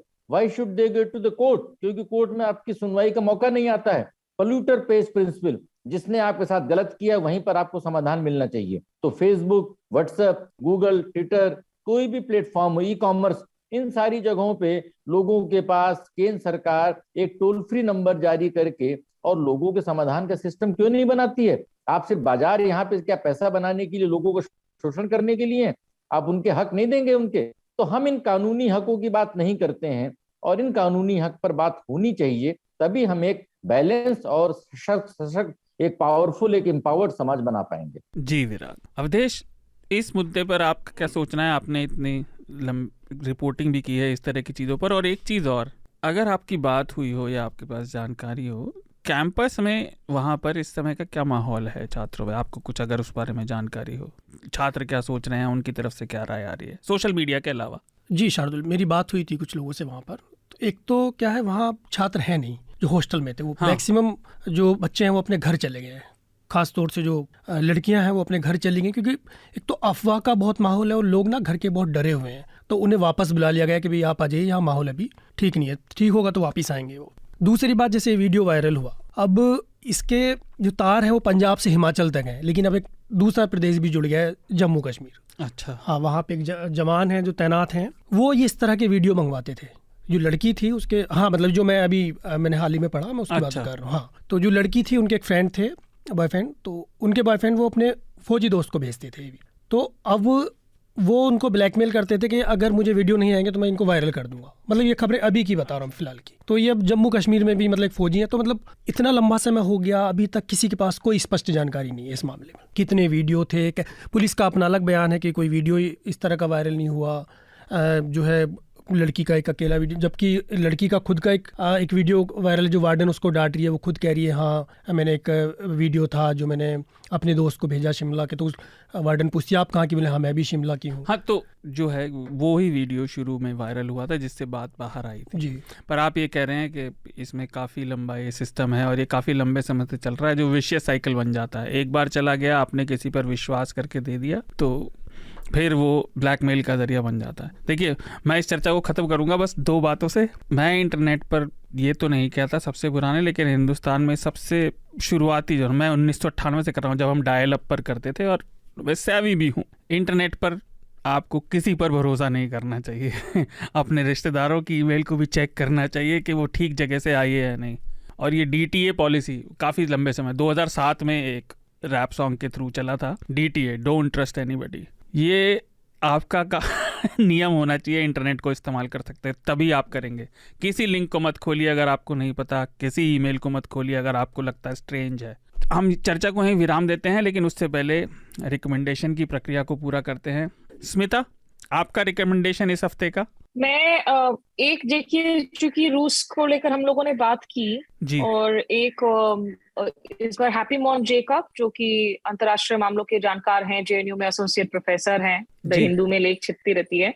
उन्होंने एक बहुत इंटरेस्टिंग आर्टिकल लिखी है द फॉरेन अफेयर्स मैगजीन में, जिसमें उन्होंने कहा है कि बेसिकली भारत और रूस के जो संबंध है वो आज रातों रात भले ना खत्म हो, लेकिन अब एक बहुत इंपॉर्टेंट शिफ्ट आ गया है। और ये रिश्ते जो हैं, यूक्रेन एक तरीके से नेल इन द कॉफिन इसका काम कर रही है, और ये संबंध आगे चलकर जो है अब बहुत ज्यादा कमजोर पड़ेंगे भी, और भारत जो है अपनी साइड्स अब बदलेगा भी।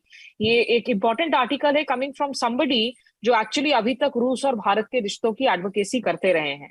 तो इसे मैं चाहूंगी कि आपके दर्शक पढ़ें, और इसका टाइटल है रशिया इज लूजिंग इंडिया जी। और एक किताब है जो थोड़ी है तो पुरानी, लेकिन उसकी अपडेटेड वर्जन अब मार्केट में अवेलेबल है, उसमें कुछ नए चैप्टर्स जोड़े गए हैं। किताब का नाम है हु लॉस्ट रशिया। ये पीटर कॉनराडी की किताब है, जिसमें बेसिकली जो यूएसएसआर की कोलैप्स हुई थी, सोवियत रशिया की जो कोलैप्स हुई थी, उससे लेकर वहां जो क्या वजह थी उसे जोड़ा जाता है अभी तक यूक्रेन के युद्ध से, कि इनके पीछे इंपॉर्टेंट हिस्टोरिकल कॉन्टेक्स्ट क्या है। ये मैं कहूंगी कि लोग जो हैं इसे आप पढ़ सकते हैं अगर आपको इस संदर्भ की ज्यादा समझ की जरूरत है। जी अवधेश, आपका रिकमेंडेशन? हाँ शार्दुल, एक बीबीसी पर एक स्टोरी है आनंद दत्त की। जी। उसका टाइटल है झारखंड में लोन रिकवरी एजेंट ने गर्भवती महिला को कार से रौंदा। ये बहुत ही मार्मिक कहानी है कि मतलब कैसे एक फाइनेंस कंपनी का जो एजेंट है, रिकवरी एजेंट, वो महिला के घर पहुंचता है और वो जो है वहाँ बदतमीजी करता है उसके फादर से, और वो जो महिला है वो गर्भवती है, वो उस बदतमीजी को रोकने की कोशिश करती है, तो लेकिन क्या कि वो उसके ऊपर कार चढ़ा देते हैं। अच्छा। उस महिला की रिकवरी एजेंट? हाँ। अच्छा। और जो लोन पे लिया गया ट्रैक्टर था उसको भी ले जाने की कोशिश करते हैं, उसी का वो विरोध करेंगे। मतलब बहुत मार्मिक कहानी है। तो आप अच्छा। हाँ। और ये एक ही रिकमेंडेशन? नहीं, ये किताब है जो मैं आजकल पढ़ रहा हूँ, हालांकि पूरी नहीं पढ़ी है। आशुतोष भारद्वाज है, उनकी किताब है मृत्यु कथा। ये नक्सल पे है ये, मतलब बहुत छोटी छोटी कहानियां हैं मतलब। अच्छा। हाँ, इसको पढ़ना चाहिए मुझे लगता है। ठीक है। विराग, आपका रिकमेंडेशन? देखिए, मैं तो 3 छोटी छोटी चीजों को रिकमेंड करूंगा। एक तो 27 सितंबर से जो सुप्रीम कोर्ट की कॉन्स्टिट्यूशन बेंच की जो हियरिंग लाइव स्ट्रीम होंगी, तो लोगों को उनको जरूर देखना चाहिए। न्यायिक सिस्टम को नजदीक से देखना चाहिए कि बहस कैसे होती है, अदालतें कैसे काम करती हैं जी। और वो संवैधानिक मुद्दे कितना हमको प्रभावित करते हैं, ये एक बात है। और दूसरे स्तर पर जो आने वाले समय में इंटरनेट, डेटा और इन सारी चीजों के बारे में मुझे लग रहा है कि हरारी से अच्छी जो उनकी 2-3 किताबें हैं, उन किताबों को हम सबको जरूर पढ़ना चाहिए। जी। और एक पॉजिटिव चीज है, एक उत्तर प्रदेश के चित्रकूट में करीबी में, वहां पर एक नेत्रहीन है शंकर लाल जी, वो एक संस्था चलाते हैं। जैसे इन्होंने अभी लड़की की बात की, लोन ऐप में किस तरीके से उस लड़की को कुचला गया, तो वो 100 नेत्रहीन बच्चियों को बगैर सरकारी मदद के उनको पढ़ाते हैं, उनको आगे बढ़ा रहे हैं, उनको अपने पैरों में खड़ा कर रहे हैं। हर साल 5 बच्चियों की 10 बच्चियों को रोजगार देते हैं, उनकी शादी कराते हैं। तो हम समाज में सिर्फ विकृतियों, कुरीतियों के साथ बात करने के साथ एम्पावरमेंट, एक ऐसा आदमी जिसको बचपन में बोला गया था कि तुम भीख मांगोगे उससे अच्छा संगीत सीख लो, और वो आज इतने बड़े लेवल पे बगैर सरकारी मदद के इतने बड़े सिस्टम को चला रहे हैं। तो जो लोग कभी जाएं तो उस स्कूल में और उनसे जरूर मिलें, वो एक अच्छा अनुभव रहेगा। जी।